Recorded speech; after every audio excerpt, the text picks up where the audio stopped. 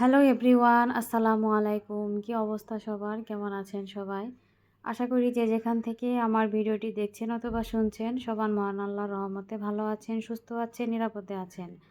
আলহামদুলিল্লাহ, আমরাও আপনাদের দোয়া আল্লাহর রহমতে ভালো আছি। সবাইকে ওয়েলকাম করছি আমার চ্যানেলে নতুন আরও একটি ব্লগ ভিডিও দেখার জন্য। ভিডিওর শুরুতে আপনাদের সবার কাছে একটা অনুরোধ রইল, ভিডিওটি ভালো লেগে থাকলে প্লিজ একটা লাইক দিয়ে ফুল ভিডিওটি কন্টিনিউ করবেন। ভিডিওর প্রথমেই ফজরের আজান শুনতে পেলেন। তো সেহরি খাওয়ার পর আজানটা খুব মনোযোগ দিয়ে উপভোগ করছিলাম।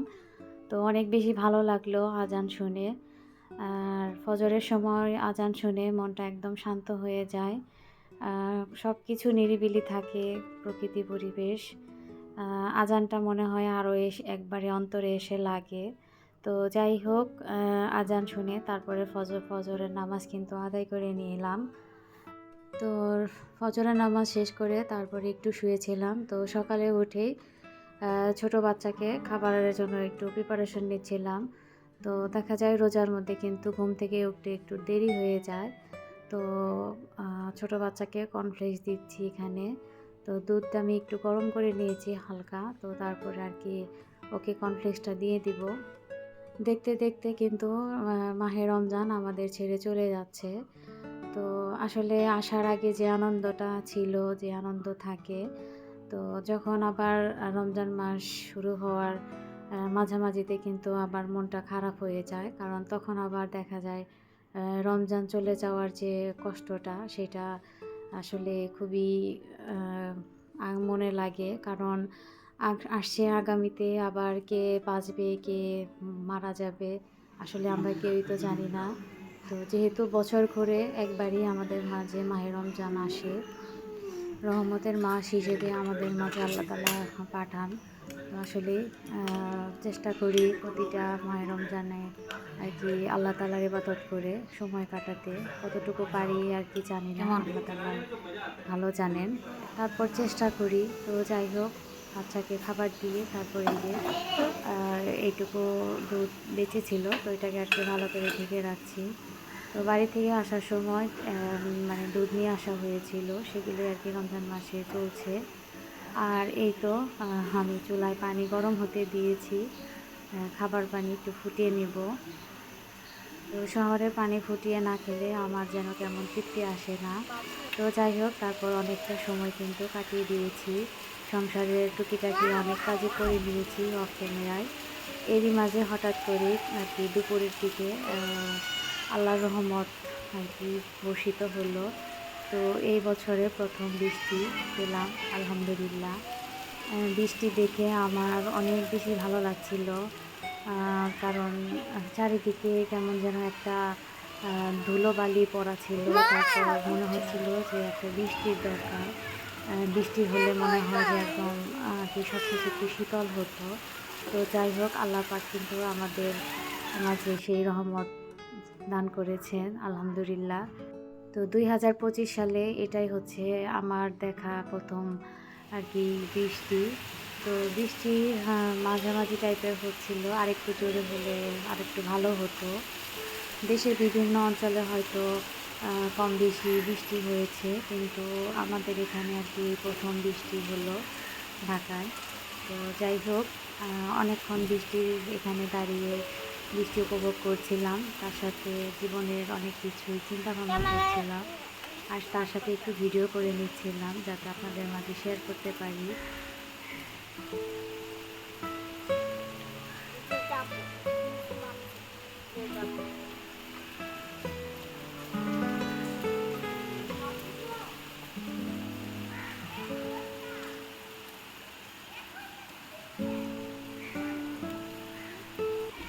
তো বাহিরে বৃষ্টি হচ্ছে, হোক, বৃষ্টি দেখলেই তো আর হবে না, তার সাথে কিন্তু রান্নাটাও করে নিতে হবে। যেহেতু ইফতারের আয়োজন আছে, তার সাথে খাবারের আয়োজনও করতে হবে। তো অনেক দিন ধরেই আর কি ভর্তা খাওয়া হচ্ছে না। আর রমজান মাসে ভর্তা খেতে ভালো লাগে, কিন্তু আমি আলসেমির কারণে কিংবা মন খারাপের কারণেই দেখা যায় ভর্তা এখনও বানাইনি। তো আজকে সব কিছুকে দূরে সরিয়ে আজকে ভর্তা বানাতে চলে এসেছি, কারণ খুব মন চাচ্ছিল যে আজকে ভর্তা ভাত খাবো। আর আজকে ইফতারিতে ভাত খাবো ভর্তা দিয়ে। আজকে ইফতারির কোনো আইটেম আমি তৈরি করিনি। তো আমার বাচ্চাদেরও বলে রেখেছিলাম যে আজকে কোনো ইফতারির আইটেম আয়োজন করব না। তো আমি এখানে শুটকি ভর্তা করব। তো শুটকি ভর্তা এখানে হচ্ছে কুচো যে চিংড়ি শুটকিটা আছে সেটাকে ভর্তা করে নিব। তো এগুলো আজকে কক্সবাজার থেকে আনা হয়েছিল। তো আরও কিছু রয়ে গেছে, তো আরেকবার হয়তো বানানো যাবে। তো আমি এখানে রসুন, শুটকি, তারপরে কাঁচামরিচ, একটু ধনেপাতা দিয়ে কিছুক্ষণ ভেজে তারপর আর কি পেঁয়াজটা দিয়ে দিয়েছি।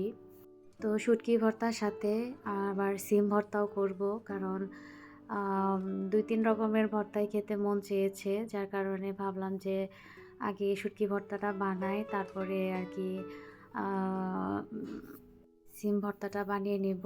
আর এটা হচ্ছে কিন্তু ইফতারের প্রায় ১-১.৫ ঘন্টা আগে, খুব বেশি আগে করিনি, কারণ গরম গরম খেতেই কিন্তু ভর্তা ভাত ভালো লাগে। তো যাই হোক, আমি কিন্তু এখানে ভাতের চাল ধুয়ে দিয়েছি। তো ভাত হতে থাক, তার সাথে আমি এখানে সিমগুলোকেও ভেজে নেব।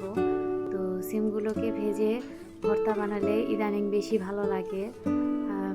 ভাতে সিদ্ধ দিয়ে সিম ভর্তা করলে একরকম স্বাদ লাগে, আবার এইরকম তেল দিয়ে কিংবা একটু পানি দিয়ে তার ভেজে তারপরে ভর্তা বানালে সেটার আবার আরেক রকম টেস্ট লাগে। তো সিমগুলোকে দিয়ে আমি একটু পরিমাণে পানি দিয়ে দিয়েছি, যাতে করে আমার সিমটা খুব ভালোভাবে সিদ্ধ হয়। তো তারপরে আমি সামান্য পরিমাণে একটু তেল দিয়ে দেব। আর এর ফাঁকে যে আমি আগে যে শুটকিটা রেডি করে রেখেছি সেটাকে এখন ভর্তা বানিয়ে নিব। আর আজকের ভর্তাগুলো আমি পাটায় বেটে ভর্তা করব। রোজা থেকে পাটায় বেটে কাজ করলে কিন্তু অনেকটাই কষ্ট লাগে, তারপরেও সেই কষ্টটাকে দূরে রেখে কিন্তু আমরা মজাদার খাবার খাওয়ার জন্য অনেক কিছুই করে থাকি। তো যাই হোক, আমি এখানে শুটকি ভর্তাটা ভালোভাবে আগে বানিয়ে নিচ্ছি।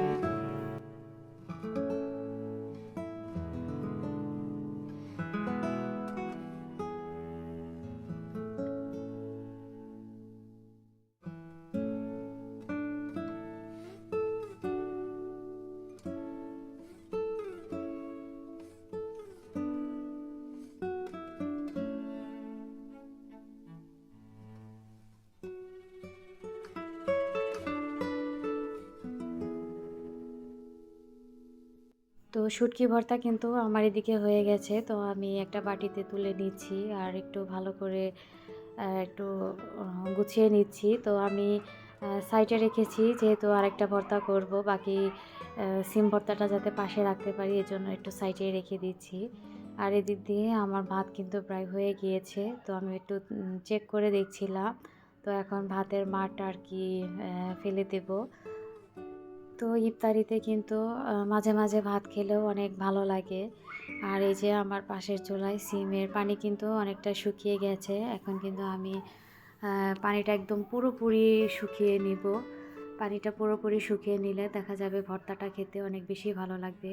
তো এর সাথে আমি কিছু কাঁচামরিচ দিয়েছি। তো কাঁচামরিচগুলো সিদ্ধ হয়ে যাবে। তো শুকনা মরিচ দিয়ে ভর্তা বানাইলে বেশি ভালো লাগে, কিন্তু যেহেতু রমজান মাস, খালি পেটে সারাদিন থাকার পরে শুকনা মরিচের ভর্তা খেলে হয়তো অনেক রকমের সমস্যা হতে পারে, যার কারণে আমি কাঁচামরিচ দিয়েছি, যে কাঁচামরিচ দিয়ে ভর্তা বানালে ওই রকম বেশি অসুবিধা হবে না। তো পানি কিন্তু আমার শুকিয়ে গিয়েছে। তারপরে আমি এই যে পাটায় কিন্তু বেটে নিয়েছি অফ ক্যামেরায়। আর এখন পেঁয়াজগুলো এবং ধনেপাতা দিয়ে তার কিছুটা আমি সরিষার তেল দিয়ে নিচ্ছি। এখন ভালো করে মেখে দেব। যে কোনো ধরনের ভর্তার মধ্যে কিন্তু ধনেপাতা দিলে ভর্তার টেস্ট কিন্তু আরও বেশি বেড়ে যায়। তো ধনেপাতা হলে তো আসলে কথাই নেই। তো যাই হোক, এই তো আমি এখন পেঁয়াজের সাথে আগে ধনেপাতাটা ভালোভাবে মেখে চেখে তারপরে আর কি সিমের সাথে মিশিয়ে নিব।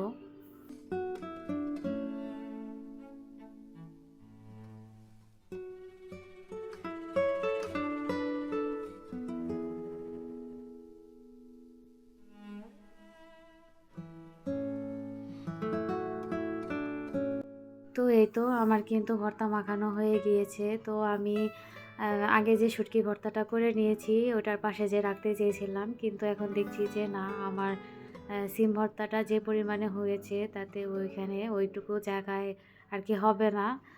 মানে দেখতেও খুব একটা ভালো লাগবে না, যার কারণে অন্য বাটিতে আমি আর কি নিয়ে নিচ্ছি। আর এই যে আমার কিন্তু 2টা ভর্তাই রেডি হয়ে গিয়েছে। আর খেতেও কিন্তু মাশাআল্লাহ অনেক বেশি মজা হয়েছিল, যেহেতু ভিডিওর ভয়েসটা আমি পরে দিচ্ছি খাওয়ার। তো এই ধরনের ভর্তা হলে কিন্তু আর কোনো সবজিরই প্রয়োজন হয় না।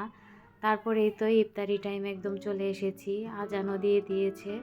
তো এই যে বিসমিল্লাহ বলে পানি খেয়ে তারপরে আর কি ভাত খাওয়া শুরু করব। তবে আলহামদুলিল্লাহ মনে হচ্ছে অনেক দিন পর তৃপ্তি সহকারে খুব মানে মজা করে আর কি ভাত খেলাম।